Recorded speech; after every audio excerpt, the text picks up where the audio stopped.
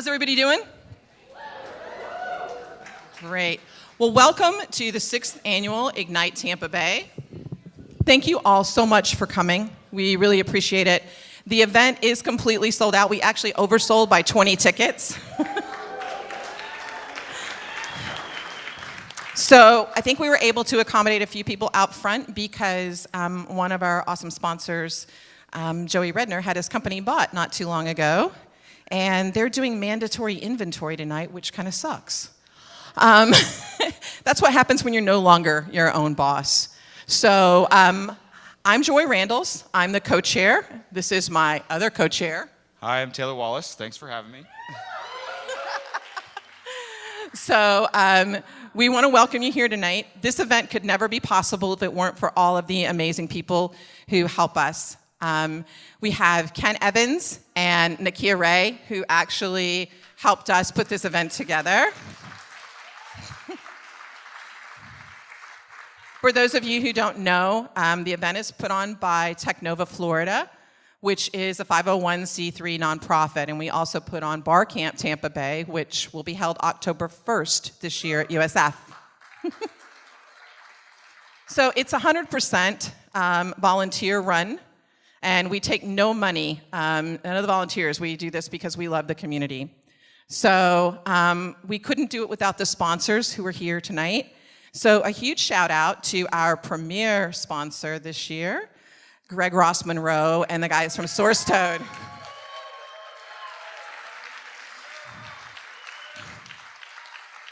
Also Brent Britton and De La Pena and Holiday. Applied G2, Citizen Investor, Jody Haneke and Haneke Design, Valpak and Stephanie Davis, Envision Communications, Startup Grind, the Tampa Innovation Alliance, WeView, and the Tampa Hillsborough EDC, as well as Joey and the guys from Cigar City. Our community sponsors, TBBJ, 83 Degrees Media, are in the house tonight. Ebony Grimsley from Above Promotions and Ron Vaz from Broadway Photography. Greg from Green Bar Labs and Tampa Bay Newswire. So you see the hashtag? Use the hashtag tonight, guys, okay? Make everybody who's not here jealous. So if you haven't been to an Ignite before, things move really, really fast here. The speakers have exactly 300 seconds to convey their message to you. And tonight we have some amazing talks. We have speakers who demonstrate both the depth and the diversity of our community, and they run the entire Tampa Bay region from North Tampa and Pasco County to Sarasota. Yeah, there is actually a bigger bay than maybe sometimes people think about. So some of the speakers tonight are going to make you laugh, others are going to probably make you cry, and some will definitely evoke a visceral reaction. The goal, right, for tonight is to spark conversations that matter and inspire you to take action and make a difference in our community. Maybe next year we'll see you guys up here on the stage, which would be amazing. I think I would like to say a quote by Jackie Robinson, right? He says that a life is not important except the impact that it makes in the lives of others. So with that, I implore you to actually do something to make a difference that will be a real impact on our community. Now, after you're sufficiently pumped up, and you will be, I can assure you, based on who the last speaker is tonight. So do not leave, you will not want to miss this talk. And without further ado, I'm going to turn it over to Taylor to introduce our MC for the night. Thank you, Joy.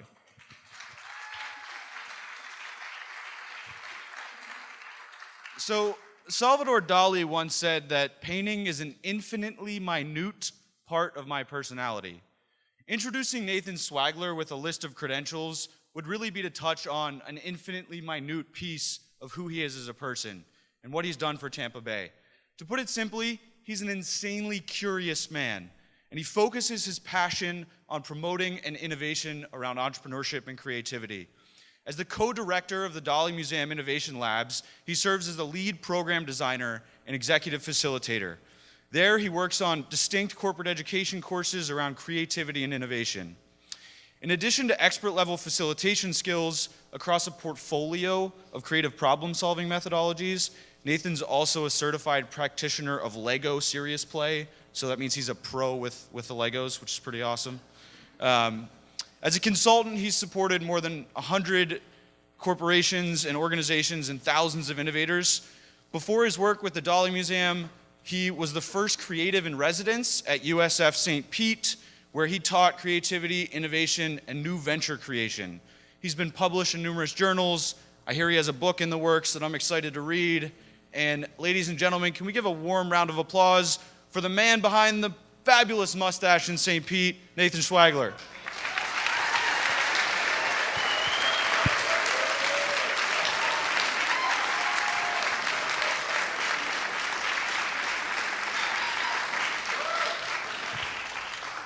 So I feel like Taylor probably could have just left off at minute, and that would have been sufficient.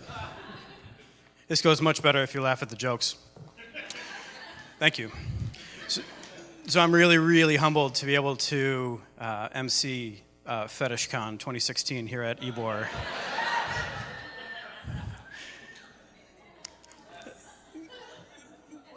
So I'm driving on the Howard Franklin coming over here, and my AC goes out.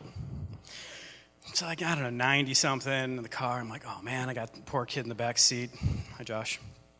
And I'm like, what am I going to do? Like, I'm on the bridge. There's really no way to get off. And I'm like, well, I had a nice suit on, right? I wanted to look good for you guys. And I'm thinking to myself, you just have to start taking layers off. That's the only way this is going to work. I'm like, okay. Well, fortunately, there was a traffic jam. That was a joke.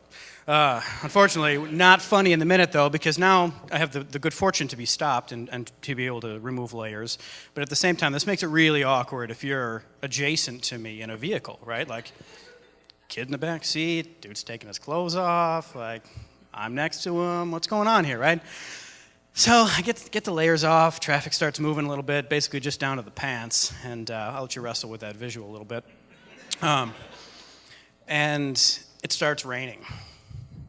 Now, on the one hand, that's a good thing, right? Because in general, it lowers the temperature a little bit, kind of cools the air down. But at the same time, now you're faced with a little bit of a conundrum because you can't necessarily have your windows down unless you want the inside of the car to get wet, right? So now I have no AC, I'm basically naked, and I'm riding with the windows up in a steam box, right? And such a trooper, such a good sport in the back seat. Josh didn't complain one bit, so I appreciate that, bud. So I end up in Ybor about an hour ago. Thank goodness for Trey Michi in that wonderful bathroom. I basically put myself together, but I was, naked, very wet, and very, very earmuffs, pissed off. And at the same time, I was like oddly happy.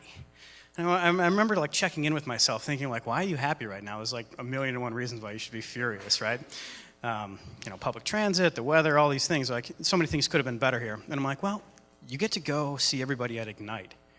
Like, that's such a fabulous group of people, and they're so energizing, and they have the best projects and the best ideas, and it's the best community. So, for that, I'm very appreciative of the opportunity to get up here and do this. Bit of housekeeping. There is no clicker, so I can't advance my own slides, so I need your help. When I say booyah, I'm going to ask you to give a collective booyah, and that collective booyah will then indicate transition time for Taylor in the back. The magician behind this curtain will then advance my slides. Thank you for that in advance. Booyah. Booyah. So good. Sorry, Taylor, that was a test. Can we go back to Lincoln? Not kidding. Can we go back to Lincoln? All right, so as he mentioned in that ridiculous long list of things that I probably aren't even responsible for, some PR person probably wrote that bio, but all I really do at the museum these days is I help people open their minds and learn to look. And one of the tools that we like to use are Dali's paintings, right? If you have access to the copyrights of Dali's masterworks, why wouldn't you use these, right? So here's one of our favorites at the museum.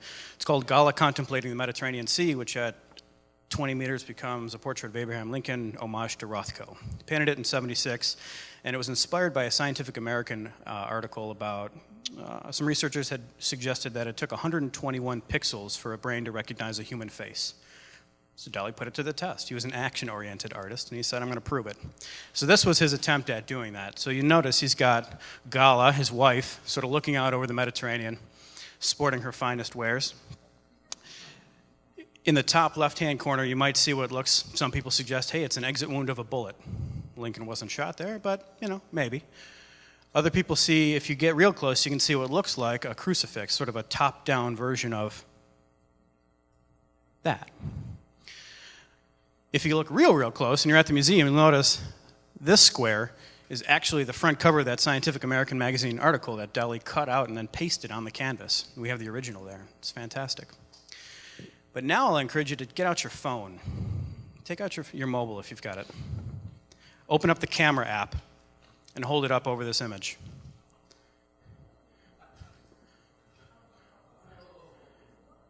Unmistakably, undeniably, Lincoln. Snap a photo. Ding.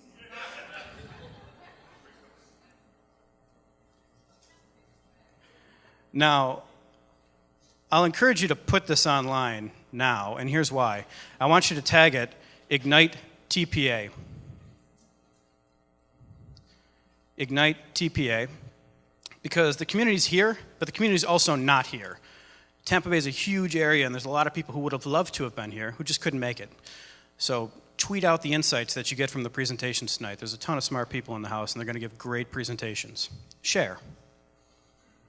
I'd like you to also add a second hashtag. I think this one's really important.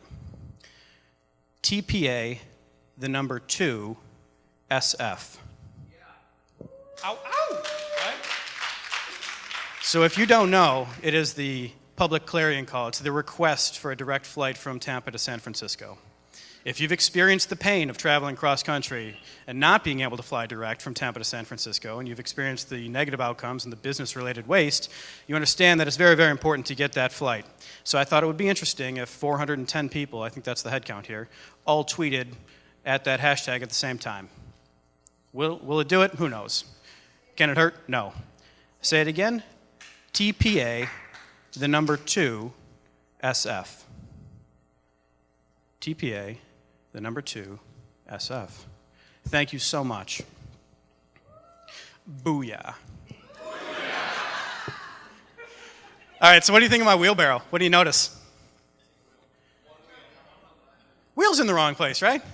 You ask a corporation this question, they all say the same thing. Almost every adult says the same thing, right? Let me ask it in a slightly different way. What might be good about this wheelbarrow? All right, so this works a little bit differently. If you imagine yourself using this, how would this work?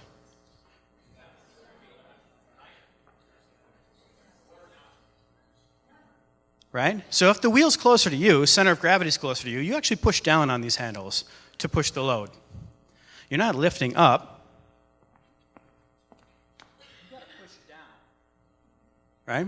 So you actually have superior control over the load. The guy who invented this wheelbarrow shopped it around, and people who, in the manufacturing of wheelbarrows, all said, the wheel's in the wrong place, you idiot. That's not a good wheelbarrow. I don't want to make that. And then one guy said, oh, that's interesting. And he kind of walked through the advantages of having the wheel in this new location. And it turns out there was a use case for this. It was in high-rise construction. When you're walking on an I-beam and you need to push a load, you want superior control of this bad boy when you need to make 90-degree turns. Does it work today? Probably not. We can automate this. I'm sure there are electronic wheelbarrows or buckets that are sort of fastened to those I-beams and they transport stuff. But back in the day, this was important. And I think the premise here, that's what I really want to get across. You're going to hear things tonight and see things tonight that are probably different from what you're used to seeing. Wheels will be in the wrong place, so to speak. Keep an open mind. Think about what the advantages might be. Right? That's key to creative thinking.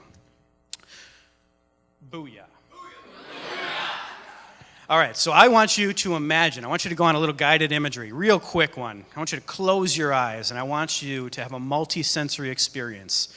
I want you to imagine what it might be like to be in Death Valley. I want you to identify the landscape. What do you see in Death Valley? What do you hear? What noises exist in the landscape? What do you feel on your skin? What do you smell in the air? Can you taste?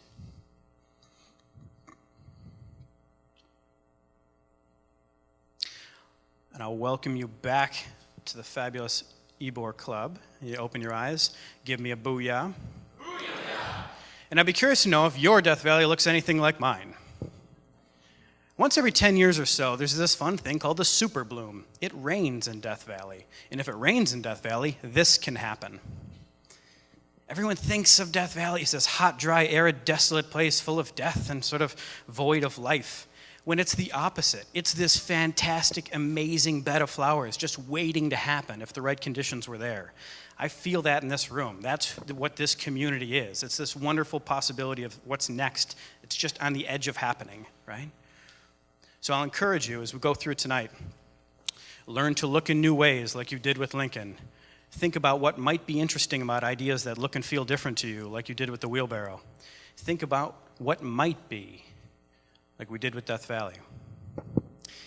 And with that, I've got one last little closing story, and I'm going to ask you to clap your asses off for all the sponsors, and we'll get to that in a minute, but we'll do a real long clap, and then I'm out of your hair, okay?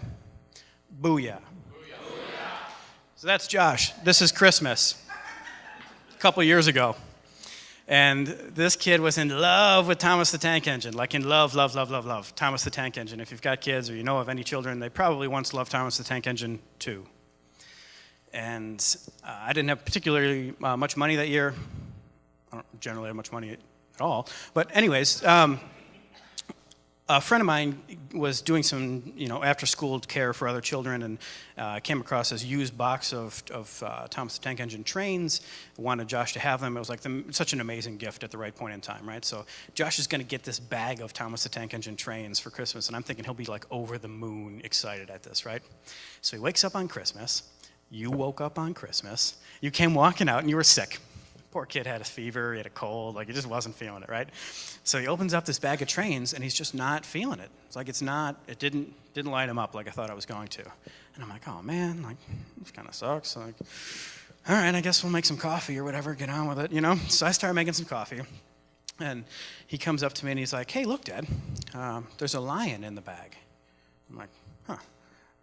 Make the assumption that the previous owner's parents must have, or the kids, put a little lion in there by accident. Then he walks over to our refrigerator and is like, grabs the lion off the refrigerator. We had a magnet with animals and dinosaurs and things. And he's like, look, Dad, 2 lions. And I'm like, yeah, your lion looks like this other lion. I'm dorking around with the coffee maker again. And I see him walk back to the refrigerator and he tries to put the lions, both of them, up on the fridge. One's a magnet, the other one's just made of wood. The magnet sticks, the wooden one falls down. Okay. And he's curious. Picks it up, tries to put it back up on the refrigerator, slides right back down. Does it again, 3rd time. I'm like, hey, it's not a magnet, kid. It's not going to stick. So I go back, start dorking around with the coffee maker again, and I feel him start to tug on the back of my pants a minute later. And I'm like, this usually means that he's trying to slip one of those magnets in my back pocket because he got me to sit on the T-Rex one time, and I jumped up in the air. He thought it was the funniest thing. Booyah. Booyah. He said, look, Dad, I did it anyways. He took a bunch of magnets and he pinched the wooden non-magnetic lion up on the refrigerator. And I looked at him and I was like, don't move.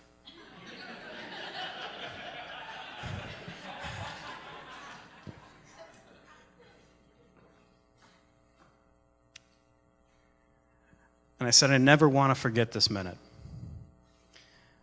All I do is think about creativity and creative problem solving. It's my life's work. It's the thing all day, every day. And keeping new ideas alive is so, so, so important. And I shot my own kid's idea down that morning. I said verbatim, it's not a magnet, it's not going to stick. I know 10 different ways to say, how might you get it to stick? There's no magnetic backing on that lion. What might be all the ways to fasten it to the refrigerator? How else might you hold it? Right? What other materials might you use to supplement the lack of sticking ability of that thing, right? There's 1,000,001 ways to ask an open-ended question to then help him get closer to a solution.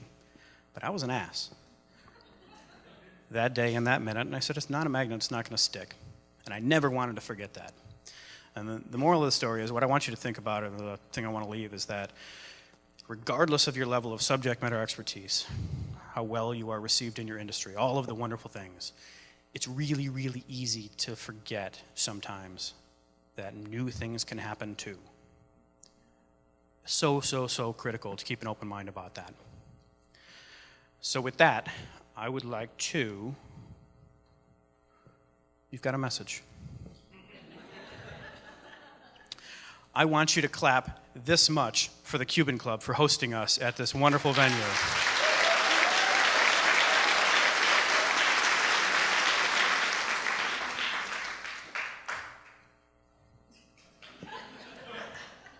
I want you to clap this much for the team who puts on this event.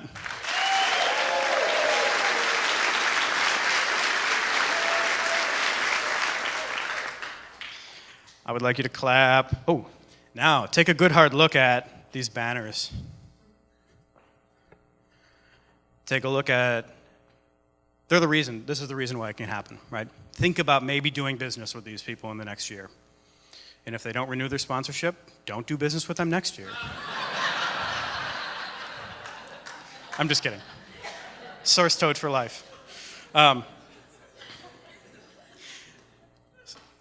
Now, last but not least, you've got a whole bunch of really smart, awesome people who are going to get up here and pour their heart, soul, and everything out for you. So put your hands together this much for your speakers. Ow, ow!